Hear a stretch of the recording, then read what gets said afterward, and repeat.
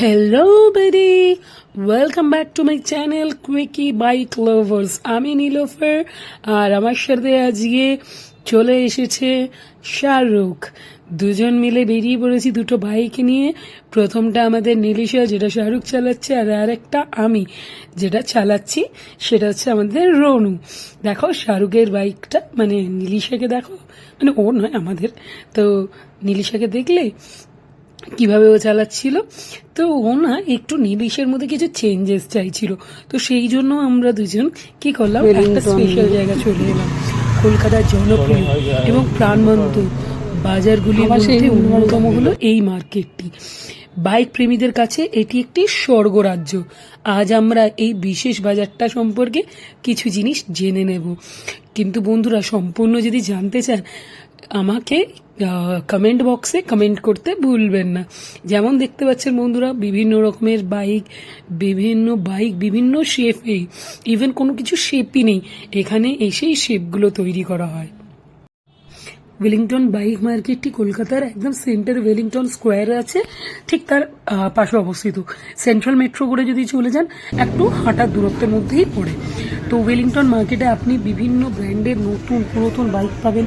Hero, Honda, Yamaha, Suzuki, KTM, royal Enfield, বিভিন্ন জনপ্রিয় brand bike এখানে পাওয়া যায়। এখানে বেশিরভাগ সময় আমি দেখেছি যে নতুন বাইক এনে পুরো কাস্টম করা হয়। এখানে বাইকের বিভিন্ন মডেল, যেমন sports bike, cruiser bike, commuter bike, সবই এখানে কাস্টম করা হয়। তো বন্ধুরা, এখানে বিভিন্ন রকমের অ্যাক্সেসরিজও আপনারা পেতে পারেন, জ্যাকেট, হেলমেট খুব কম দামেই রয়েছে। তো এইসব দেখার পরে আমরা একটু শরবত খেয়ে নিলাম। তবে এই ওয়েলিংটন সম্পর্কে জানতে হলে কমেন্ট করবেন, আমি সম্পূর্ণ একটা বড় ভিডিও নিয়ে চলে আসব। তো আমি চলে গেছিলাম সেন্ট পলস ক্যাথিড্রাল চার্চ।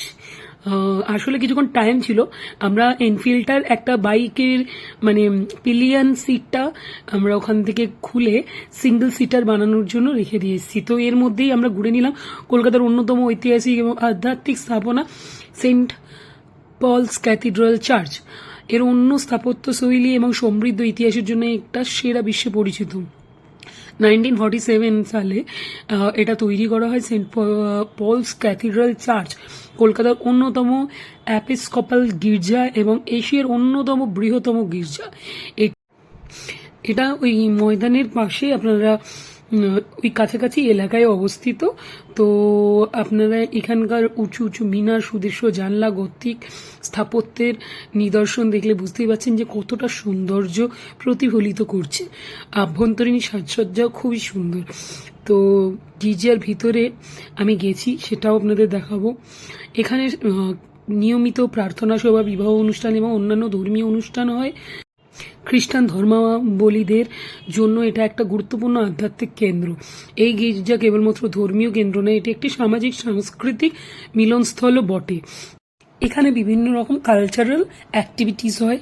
গির্জার ভিতরে ঢুকলেই চোখে পড়বে বিশাল কাঁচের জানলা, যেখানে বিভিন্ন দৃশ্য চিত্রিত করেছে বাইবেলের। প্রার্থনা করার স্থান এবং পিউগুলো অত্যন্ত সুন্দরভাবে সাজানো। তো এরপরেই আমরা চলে এসেছি বিড়লা প্ল্যানেটোরিয়াম। এটা হচ্ছে show টাইমিংসগুলো।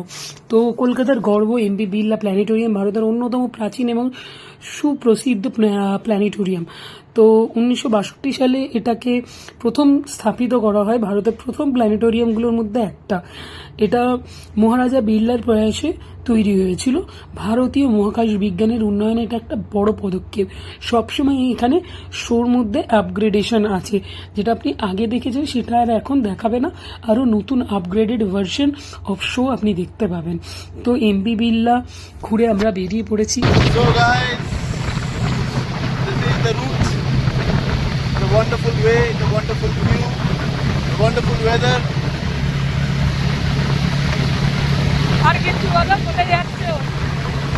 We are going to Wellington to take my Royal Enfield back. So he needs to be repaired, serviced.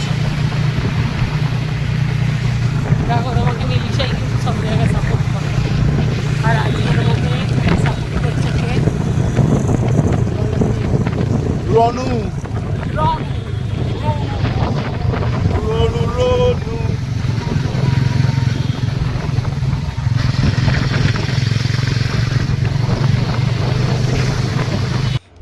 So finally Nilisha নিজের নতুন গেট আপে রেডি, পেছনের সিট খুলে দেওয়া হয়েছে।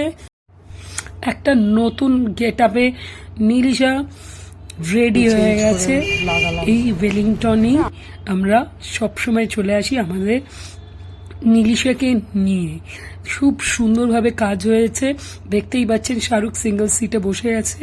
তো এটারও একটা গল্প আছে, এটা আগে সিঙ্গেল সিটার হিসেবে আমি ইউজ করতাম, তারপরে ওটা ডাবল সিটার করা হয়, আবার সিঙ্গেল সিটার। সো বন্ধুরা, আশা করি আজকে ভিডিওটা ভালো লেগেছে। ভালো লাগলে লাইক শেয়ার কমেন্ট করে দেবেন।